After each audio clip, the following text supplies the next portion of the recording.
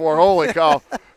When you talk for 4 or 5 hours straight and you start to mix everything up, I'm looking forward to it. We'll just say that. Steve, the tale of the tape here.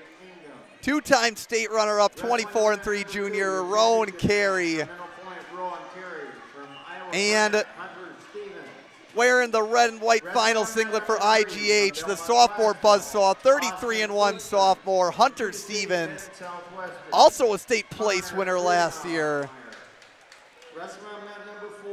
Carey just loves doing that upper body. Gets that underhook, grabs that opposite elbow. And Steve, is this the first time these two have met this year? No, it is not. They had that 3-2 decision at Bi-State, correct? Yes, sir. And Stevens in on the shot early, trying to find the ankles at the edge of the mat and gets it to go up 2-0. So this matchup starting off a little differently than the last time around.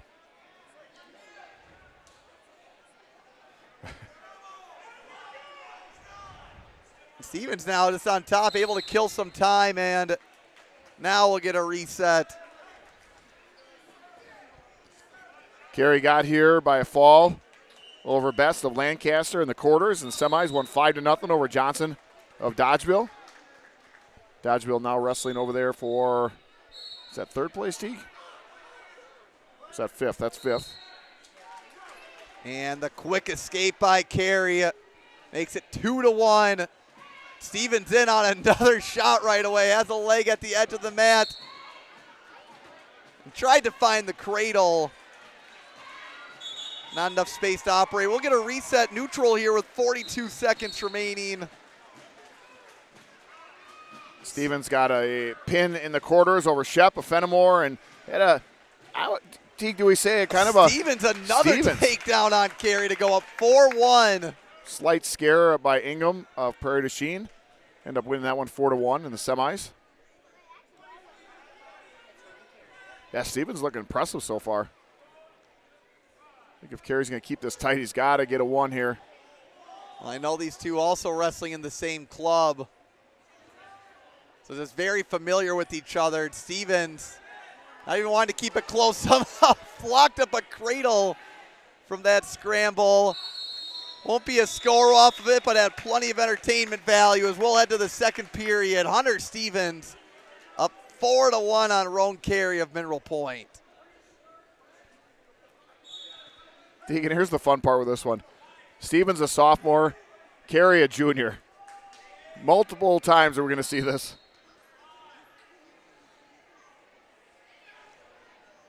Could see this for the next 3 weeks straight. Now to start the second period.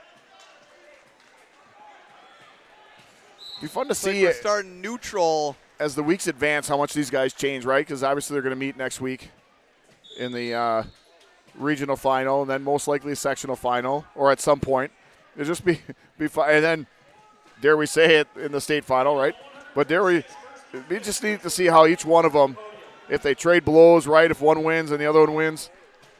Oh, Carey trying to lock something up. Stevens has a body lock himself. Carey looking for a trip at the edge of the mat. See how they changed their game. Sorry, I paused. There was excitement going on, and Teague usually doesn't reach over and, like, push on me, and he had the arm lean going in. Stevens able to find that ankle, but Carey almost cartwheeled out of that, I would say. Just the movement, absolutely impressive by these two. Carey deferred, and Stevens wisely, I think, takes neutral, right? Wow, Stevens in on a double, increasing his lead, Steve, 6-1. Putting on a clinic, huh? Still a lot of match left, but Stevens, Hunter Stevens with a 5-point lead on top. That's a safe lead most of the time. Most of the time, but Teague, who gets choice in the third? It will be Carey's choice. And what will Carey take? And a stall call against Stevens.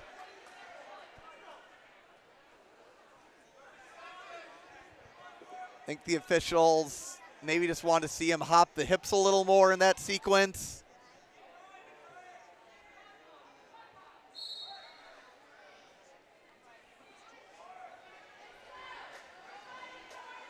Now 40 seconds remaining in the second period. Hunter Stevens up 6-1, trying to avenge his bi-state loss to Roen Carey. Carey almost able to find a reversal. Oh, Teague, you got the scoreboard going? But Stevens working with the hammer lock. Yep. Is it not working? Oh, just a comment of somebody saying scoreboard. Yeah, looks like we got the scoreboard going.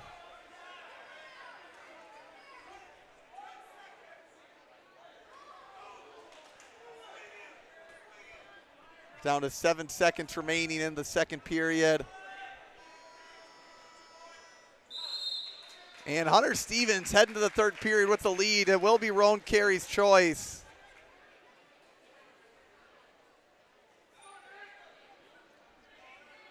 Oh, interesting.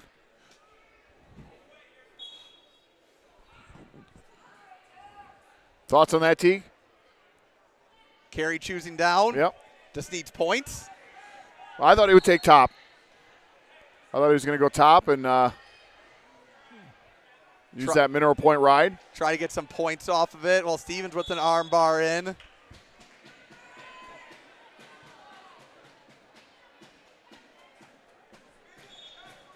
Already 15 seconds dwindling away in this third period. See, now we have 1:30 remaining.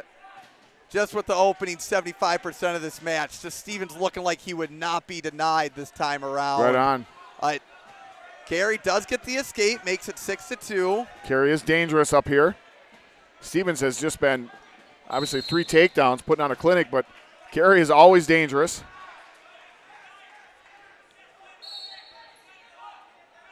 The reset with 1:15 remaining.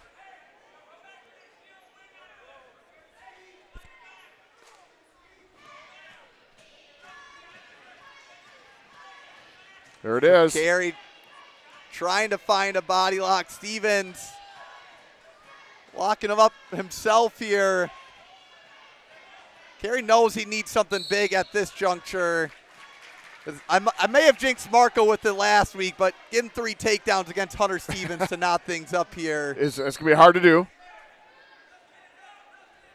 Well, Marco, I think, was battling some stuff, Teague, right? Because he was not feeling good coming off the mat. And Stevens does not look like he is has any form of sickness at all.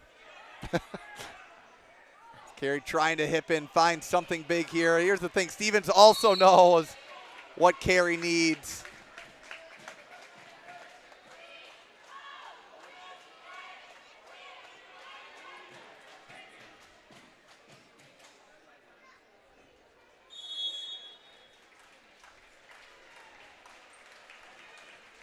Injury time, or are they doing the head? He did indicate injury time, did he not?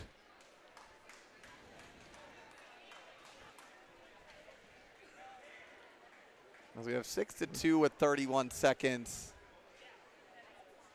All right, Carey's back at it.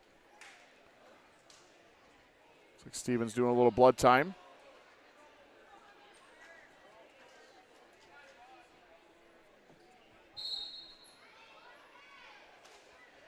And Stevens getting in on the leg right away.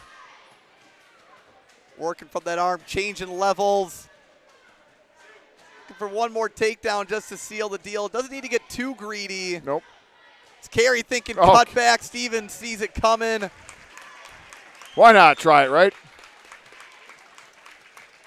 And he goes up 8-2, and Hunter Stevens knotting the season series up with Roen Carey, winning his second conference clash title. Teague with several rubber matches to come, right? Yeah, I think haven't even seen the half.